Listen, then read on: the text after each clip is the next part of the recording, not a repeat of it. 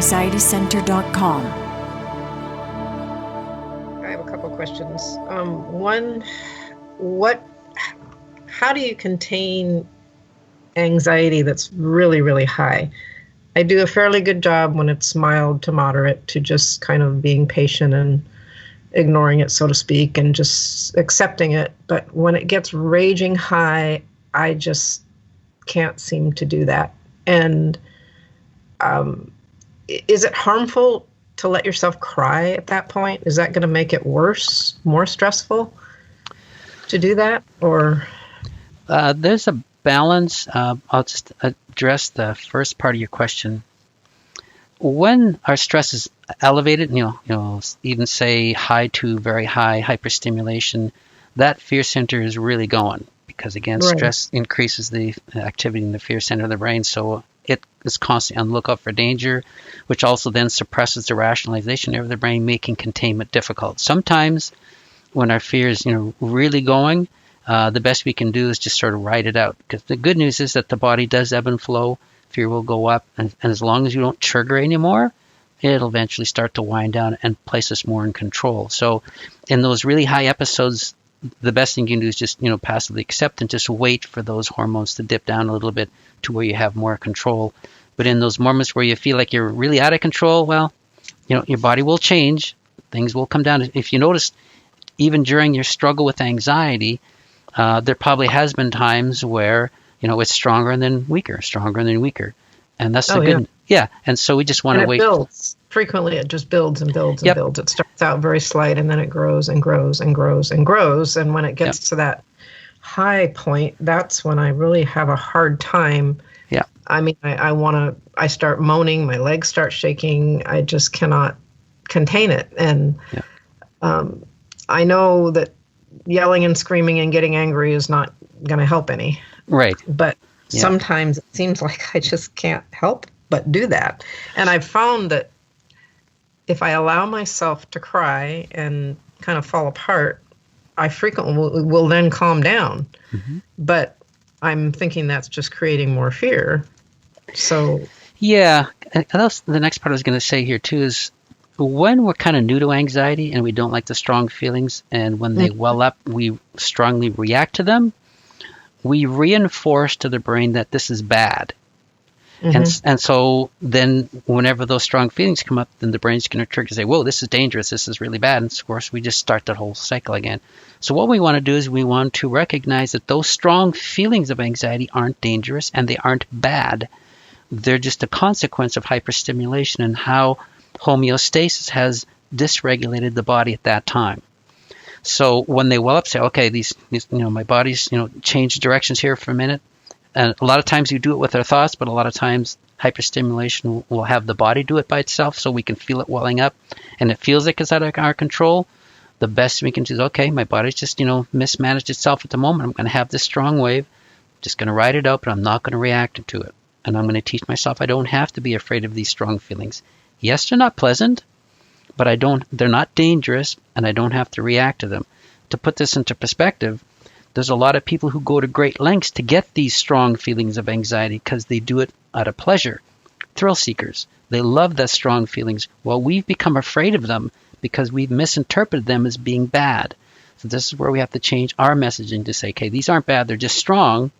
My body will eventually gear down, so I'm just going to ride this out and let it do that. So that will eliminate the need to yell and scream and get upset and frustrated and angry and sad.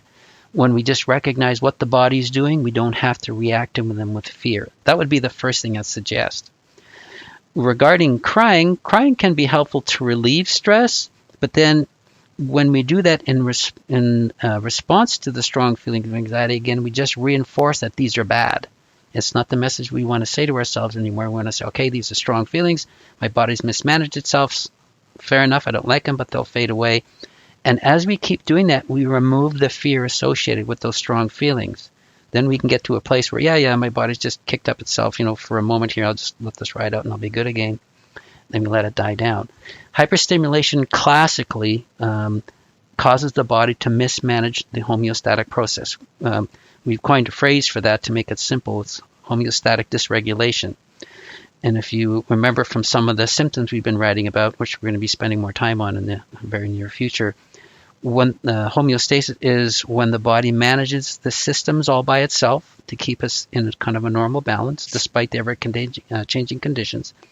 And that works great when the body's not hyperstimulated. But when the body's hyperstimulated and the nervous system is excited, it can mismanage. It can send hormones through us even when we're not afraid. And they'll just well up like these really strong feelings. In this case, we just have to say, yeah, my body's just mismanaged myself. Can take some breath and relax here as, the best I can and let them pass. Because they do pass. We just want to get through them to the other side. Just seems sometimes it takes so long. It can go on and on and on. And just trying to hang on and not fall apart for long periods of time is so hard. It is, especially when the body's really hyperstimulated, because it can mismanage itself for an extended period of time. The worst thing we can do is to react to them with fear and distress, because we're reinforcing the message that these are bad. The best thing we can do is say, okay, my body just kicked up a fuss here. I'm going to ride this out as long as it takes. And as we do that, we teach ourselves we don't have to be afraid. But at the same time, again, it's learning that it doesn't have to be afraid of those, but also we're not feeling it anymore, so the hyperstimulation can come down. As you know, from our materials, the more we can calm the body over the course of day after day after day, the less spikes it gets. So it gets easier and easier to manage. We can still have them because the body can kick up a fuss at any time. But when we get really good at just letting them pass, then we don't have to worry about it.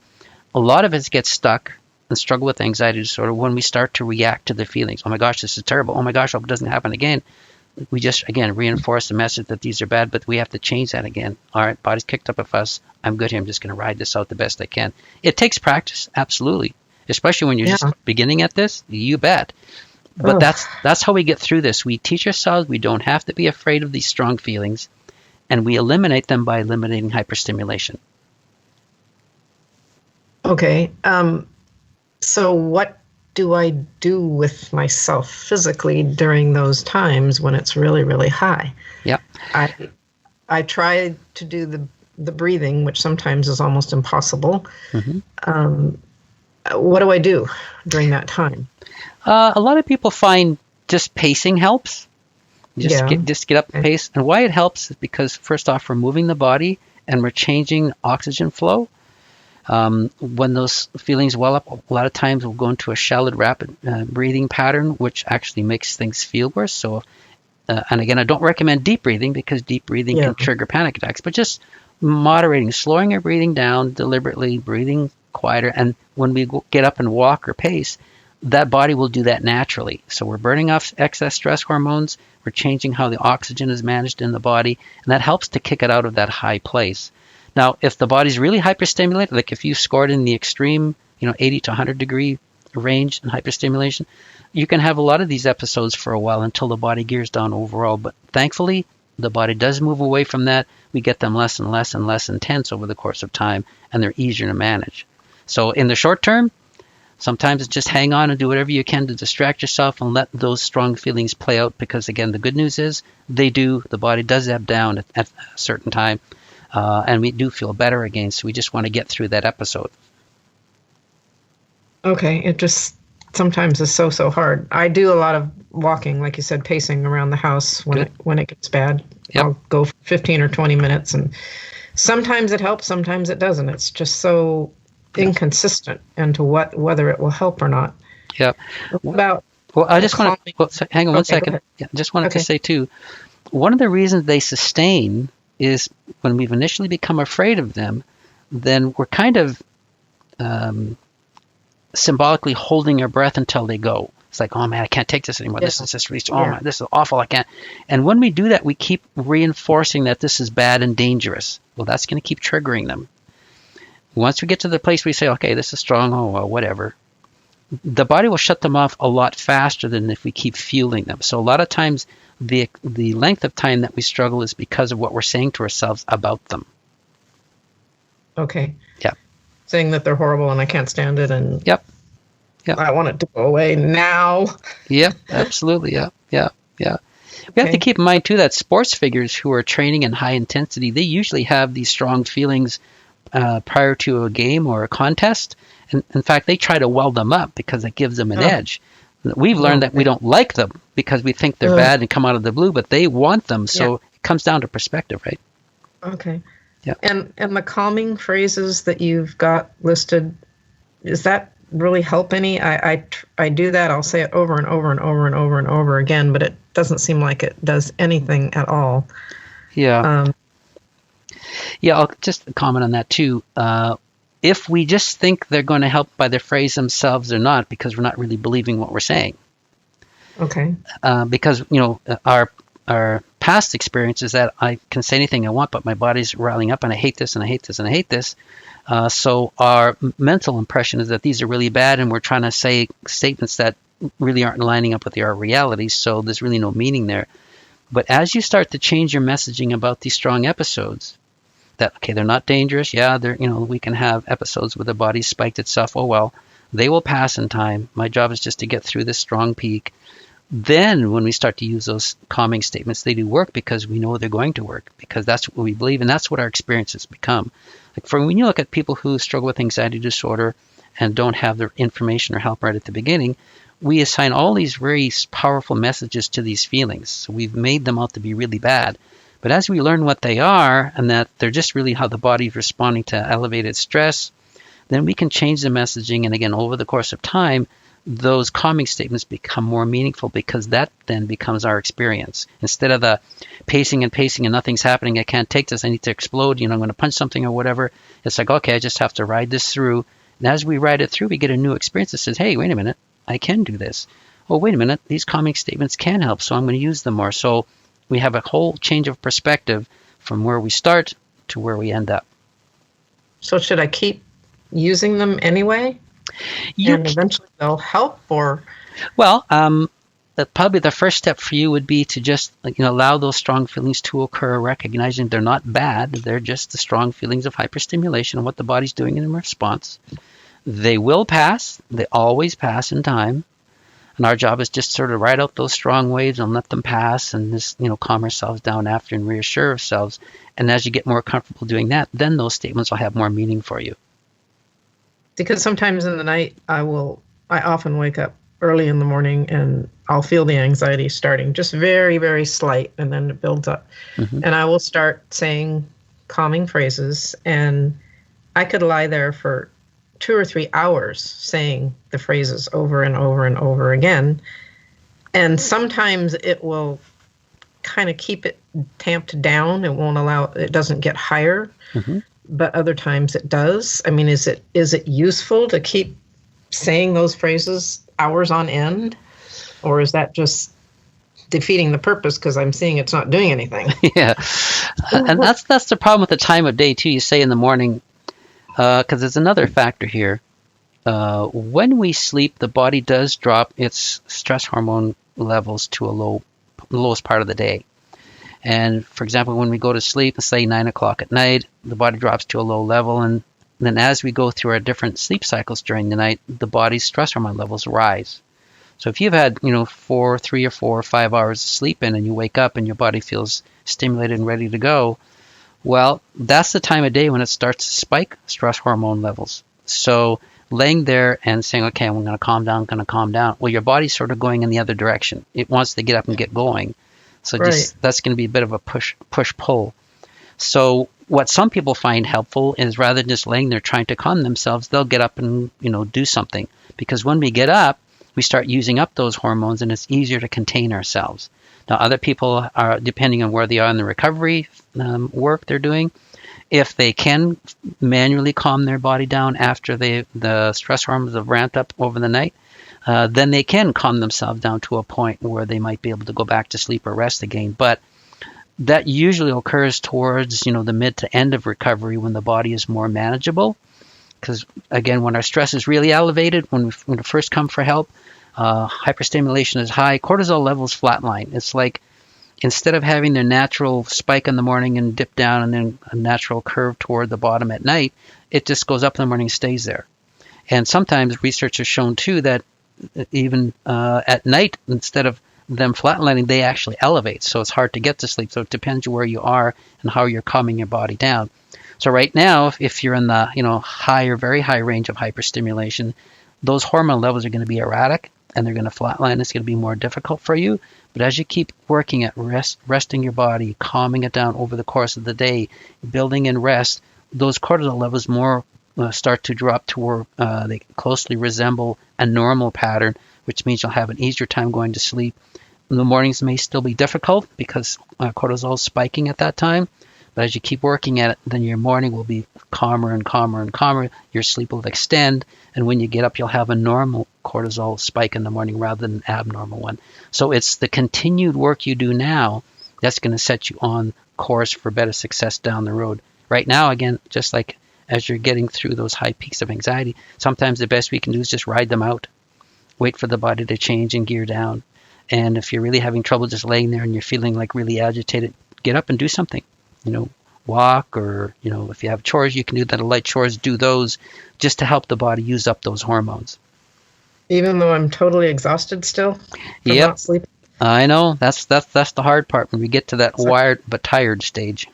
Oh, because my sleep has been horrific for the last 5 months, and I'm just barely functional sleep-wise, and just the thought of getting out of bed when I'm so wiped is really difficult to do. How much sleep do you get on an average per night, would you say? I'm probably averaging 3 to 4 hours, and that's anywhere from 0 to 7 hours per night. Gotcha, sure, okay. It's very low, and very, very hard to function. Yep. And when your body gets to that level of stimulation, it is hard because we want sleep. We're desperately exhausted, yet the body won't sleep. We might, collapse for 2 or 3 hours, but then it's up and it's ready to go again. It's very typical of hyperstimulation. But again, if you keep working at reducing your body stress, gearing it down, giving it more time, it eventually gets back to those normal patterns. And as your sleep extends, you're going to feel better because the first thing the body does when your sleep is cut short, it gives you more cortisol. It's trying to compensate. Yeah, and so we get really caught in that really awful place where I'm exhausted, yet I can't sleep. But as we recognize, okay, I just need to work at this over the course of time, day after day after day, your body will eventually start to get back to those normal patterns. And then when you get to 6 and 7 hours per night, your body's not increasing cortisol. It gives you a regular dose. So, it is work. I'm not going to say it's not work, but it is. But we can do it. That's the good news. Because when I do finally get a 7-hour night, often I feel far worse the next day. I just feel like I'm drugged. Yep. That 1 hour, that one good night. Yep. And it can be, as long as the body is, even, I would say, probably high to very high hyperstimulation, that's a common thing where even if we do get a good night's sleep, we often feel worse. And there's a number of reasons. One of the reasons is that when the body is super rested, then a lot of times it'll overshoot the stress hormones that it gives us during the day, just because it's finally gotten some rest. A lot of people feel really energized, so they don't feel calm and relaxed. But again, that's another indication of hyperstimulation. As you keep working at reducing your stress, keeping yourself calm, changing the messaging, your body will eventually gear down, and those 6 and 7 hour nights sleep, you'll feel way better. It's just you got some work to do before you get there. Even if I just get one night like that every 10 days or so, because it seems like when I get that good night, finally, I'm even more exhausted in the day than if I hadn't had it. Yeah, and indulge the exhaustion. Your body's looking for rest. Why you feel exhausted, because you'll have one or two situations. Some people will feel so energized they can't rest, getting that amount of sleep, and other people will feel so exhausted they don't do anything. So indulge that exhaustion. If you're exhausted and you don't feel like doing anything, indulge as much rest as you can, because that's what your body needs. It needs time to gear down. And whenever you have the opportunity to do that, do it, because that's what your body needs. Well, yeah, I'm exhausted, but I'm still have all the anxiety going on, so it's very difficult to rest, even in the daytime. Yeah. And can you give some examples of the deep relaxation that you talk about? I mean, does it have to be meditation? Can it be other things? Anything that rests the mind and body is beneficial. We call it meditation, / deep relaxation, because really that's what it is. When you relax your mind, then the body is supposed to follow suit. Now, if the body is hyperstimulated, it's have a difficult time because your body wants to go and your mind's tired. So they kind of try to pull in two different directions. But as you keep working at relaxing your mind and focusing on things you enjoy, and resting the body, eventually the body will learn to gear down and rest. And the more rest you can give it that way, the faster your body can recover. So it can be anything. You can be, I prefer myself, I like listening to sound effects and imagine, the various locations where those sound effects are. I find them very calming because I like country settings, and we live 20 minutes away from the mountains, and so it's very wonderful to go out there and to sit in the mountains and listen. And so when I first started my recovery, I had made those recordings where I could just listen and imagine being there. And that was very helpful to me because they were pleasing sounds. Now, the problem was my body wasn't cooperating. It just wanted to go. So when I first started, deep relaxing, I could only sit still for maybe a minute or so because my body just wanted to go. But as I kept working at it, the time stretched out 1 to 2 minutes, and then to 4 minutes, and then to 5 minutes. And even all those little mini rest breaks that I took were helping the body. And you probably heard from the other parts of our website, is that we have to think of the nervous system as being like a highway. It has a very hard time repairing itself when it's busy. So thinking of calming and pleasing things and relaxing things stills the mind and stills the nervous system so that it can recover. So anything you find, relaxing will really be helpful. Can, like, lying down and listening to real soft, quiet music, is that beneficial? Not sleeping, but just... Yeah.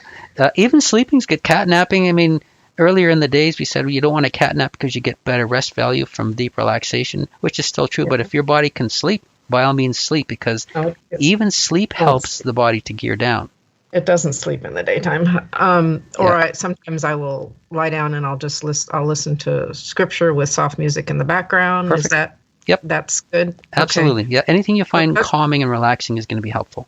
It doesn't have to be actual, quote, meditation where you try and just focus on your breath and all that stuff that they talk about. Exactly. Yeah. Yeah. Okay. So, and it's okay to be lying down as long I don't go to sleep. I just lie there and rest. But once again, I have to. Oh, go ahead.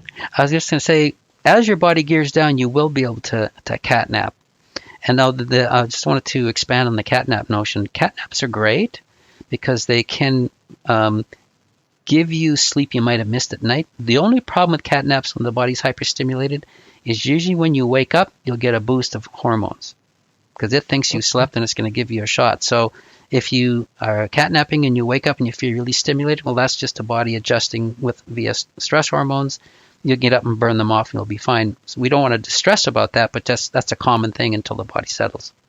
Yeah, well, I've never been one to be able to take naps in the daytime. Even as a kid, I don't sleep in the daytime. I can lie down and rest, but I almost never go to sleep. Gotcha, sure.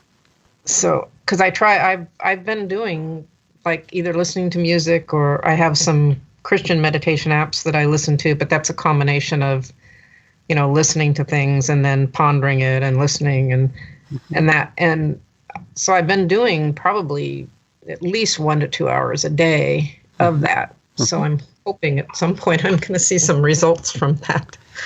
You will. It's just, the sad thing is when the body gets hyperstimulated, it takes such a darn long time to gear down. Yeah. It just does. It's our repeated efforts day after day after day that eventually brings success, but it's a slow process.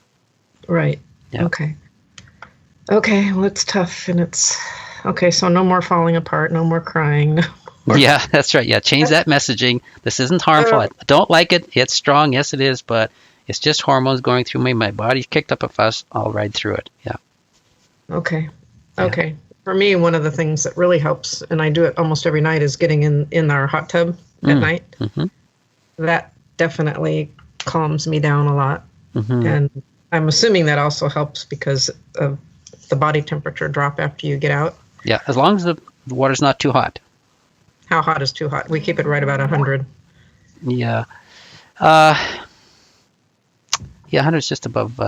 That's not too hot, I wouldn't imagine. Because when you're in heat for an extended period of time, you increase metabolism. And if you're doing that at night, your body's going to have a hard time sleeping. Okay. Yeah. So... You mentioned taking a hot bath. 90 minutes before bed, what would be a proper temperature then?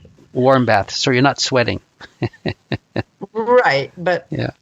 if it's below should it be below body temperature?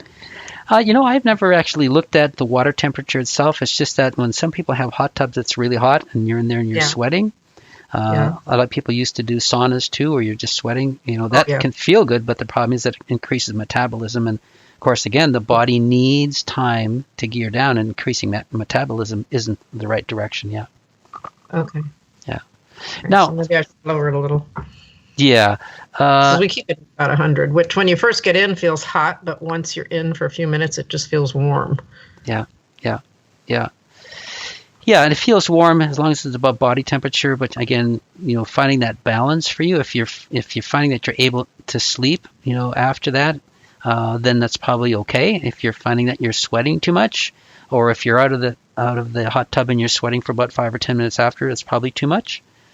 Because again, it does feel good, and it does calm the body, but it can also reverse our recovery because it is stimulating the nervous system and increasing metabolism. Okay, interesting. I hadn't thought about that. Yeah, because it definitely calms me down while I'm in it. If I'm really, really anxious, it's one thing that, and sometimes I'll get in the daytime when I just can't settle down, and it nearly always calms me. Yeah. Calms me down. It drains me though. I come out just feeling absolutely drained from the hot water. Yeah, and a lack of sleep. Have that combination going on too, right? Because hot water will tax the body, and of course, a lack of sleep does the same thing. So that's always, it's finding the balance that's going to work for you is key here. Yeah, I don't know if I'm helping myself or hurting myself by doing that, and it seemed like it was a good way to calm down if I was super anxious, and because if I've got a lot of anxiety at bedtime, there's just no way I'm going to even go to sleep. I just can't even fathom going to sleep. So fortunately, that changes as you keep teaching your body to be calmer. You're able to go to sleep. The anxiety levels will drop. Things will feel more in control. Because sometimes one of the scariest things for us early on is recognize that we're not in control. That your body's doing its own thing, and no matter what you do, it doesn't really help. Well, that it reinforces the fear that, oh my gosh, this is terrible. What if I'm like this for the rest of my life and there's nothing I can do about it? But the good news is that's never the case. It can appear that way when hyperstimulation is high because the body is doing its own thing. But as we train it, we bring it back under our control, and then we can control it all the time. And that control is really beneficial as we make progress, because then no matter what the body's doing, we can manage it by doing certain things, by deep relaxing, whatever tools we find helpful. That puts us in control, and that really eliminates a lot of the threat. Yeah. Okay, and just getting through the idea that I really can't control this anxiety right now at any rate. Is it just a matter of telling myself that's not true, or? Yeah, I would say that, by doing the things you're doing, you are controlling it. You're gaining control over the course of time. It's just right now it's a bit of a wild animal. It's doing its own thing because hyperstimulation is, giving the body, erratic messages that it's trying to deal with and balance things that it's having a hard time dealing with. But as you continue to work at this, you will gain that control back and complete control. All right, even though it feels like it's totally out of my control right now, it just shows up where it feels like and stays as long as it wants. And it feels like I have no choice in the matter. Again, the illustration we use is the plod horse versus the bucking bronco.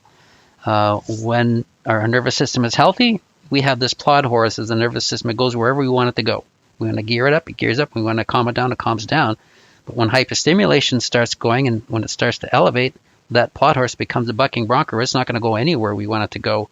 So we just have to calm it down over the course of time so we gain that control again.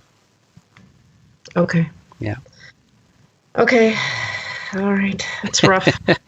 It is. It is a rough place to be, no question about it. But the good news is we can turn things around in time. Yeah. I read your whole story, and I can't imagine how you lived through what you lived through. It just amazes me that you survived all that you went through. Oh yeah. Well, we do survive, don't we? In spite of how the body. Yeah, we keep kicking, and good news, we can control all of this. It just takes a lot of work at the front end. Yeah. Okay. Yeah. Okay. So keep up your hard work. I am coming off some medication, and that's causing issues too. So it's hard to know what is what. It's hard to know which is the medication versus the lack of sleep versus the anxiety, as far as symptoms go. It's really it's all tangled up together. Yeah. And if there's medication involved, and I'm not sure what it is, but if there's medication involved, that can really make things seem like it's out of our control. Right. Yeah. So. Well, I'm tapering off of it, but even that's not easy. So. No. And of course, coming off of it's going to be more difficult because the body's having to adjust to that too. Yes, I know. Yeah. It's a combination of stuff that. Yeah. Okay. Yep. All right. Well, thank you very much. You're welcome. Hang in there. You'll get there. I sure hope so. I hope and pray. You will get there. Yeah. Constantly praying about it. I'm sorry. What was that? I'm constantly praying about it. Oh, good. Yeah. Well, God will get you there. Yeah. It's just work. Okay. Thank you. You're welcome.